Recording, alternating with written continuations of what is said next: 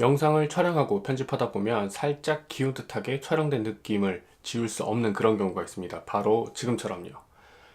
카메라 또는 삼각대를 놓은 땅의 지형 때문일 수도 있고, 촬영을 하려고 하는 피사체의 균형이 어긋난 것일 수도 있습니다. 뭐 제가 예민한 것일 수도 있는데, 저 같은 경우에는 이게 상당히 거슬리더라고요. 그래서 뭔가 수평을 맞추려고 해도 이게 제대로 한 건지 하지 않은 것인지 정말 분간이 안 갈 때가 있습니다. 저 같은 분들이 계실 것 같아서 오늘 준비한 내용은 바로 영상의 수평을 맞추는 깨알 같은 방법입니다.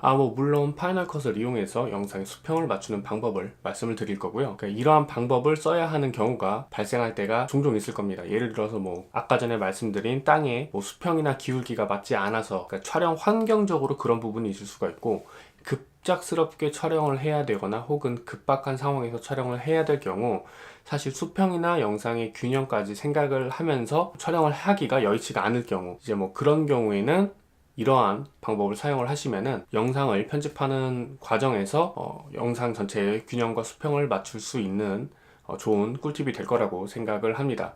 자, 그러면은 이제 파이널 컷 프로로 이동을 해서 제대로 한번 해당 방법을 알려드리도록 하겠습니다. 먼저 소개드리는 방법은 파이널 컷의 기본 기능을 이용하는 방법입니다. 프리뷰 화면 우측 상단 보시면은 이 뷰라고 하는 텍스트 보이시죠? 그 아래에 화살표를 찍어주시면 쇼 타이틀, 액션, 세이프 존, 그리고 쇼 호라이즌, 이렇게 두 가지 항목이 보입니다. 이 쇼 타이틀, 액션, 세이프 존 같은 경우에는 보시면은 화면에 노란색 실선이 있잖아요. 이게 영상의 자막이 안전하게 보여질 수 있도록 하는 가이드라인을 잡아주는 거고요. 그리고 이 쇼 호라이즌, 이거 같은 경우에는 이렇게 화면의 수평을 조금 더 맞출 수 있도록 노란색 실선이 영상의 가로, 세로 정중앙에 이렇게 배치가 되어 있는 것을 확인할 수가 있습니다. 그리고 그 가로 실선 보시면 이렇게 3등분으로 나와서 영상의 중앙 배열이라든가 이런 것들도 맞춰볼 수가 있고요. 이 기능을 이용을 하면은 영상의 그 비율을 조금 더 수월하게 맞출 수가 있어요. 참고로 이 실선은 영상을 출력해도 보이지 않는 실선입니다. 여기서 트랜스폼을 눌러주시고 거리에 맞게 조금씩 조절을 해주시면 되는데, 여기서 팁을 한 가지 더 드리자면은, 이렇게 화면을 이런 식으로 돌리면 디테일한 설정이 안 되잖아요. 이 트랜스폼, 인스펙터 창의 트랜스폼 항목을 보시면은 여기에 로테이션이라고 하는 항목이 보여요. 여기서 값을 조금씩 조절을 해주시는 것도 영상의 회전을 시키는데 작동을 하니까 이 값을 조절 조금씩 해 가시면서 디테일한 영상의 센터를 맞추는 게 좋습니다. 지금 제가 나온 영상인데, 이거 같은 경우에는 지금 코를 기준으로 해서 맞춰 보도록 할게요.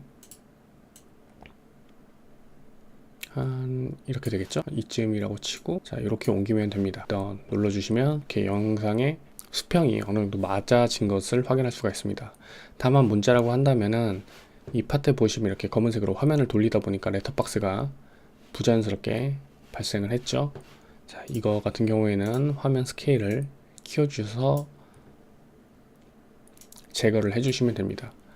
문제는 이러한 과정을 겪어야 되기 때문에 화면의 그 수평을 좀 맞춘다라고 생각을 하시는 경우에 촬영을 진행을 하게 됐을 때, 그때는 4K로 촬영을 하셔서 화면을 조금 늘릴 거를 감안을 해서 어느 정도 촬영을 해주시는 게 좋습니다.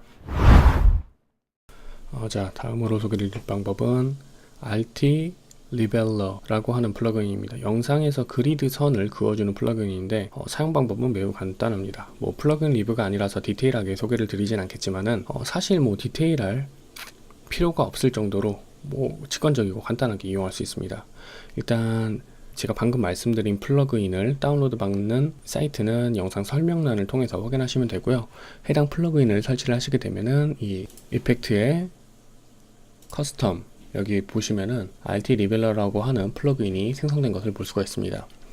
이때 주의하셔야 되는 게, 예를 들어서 제가 이 스토리라인에 있는 메인 영상의 균형을 잡아야 된다 라고 한다면, 이 투명 레이어 여기다가 해당 플러그인을 적용을 시켜 주시면은, 자, 이렇게 그리드 선이 뜨죠. 그리고 이 상태에서 메인 영상의 각도를 맞춰주는 겁니다. 아까 전과 동일하게요. 자, 그러면 이 플러그인은 간단하게 사용하는 방법에 대해서도 말씀을 드릴게요. 인스펙터 창 내에서 여기 보시면은 로테이션, 이 회전 값도 조절을 할 수가 있고요.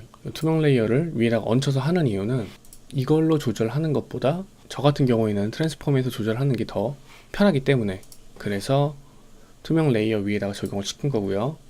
스케일은 영상의 스케일을 말을 합니다.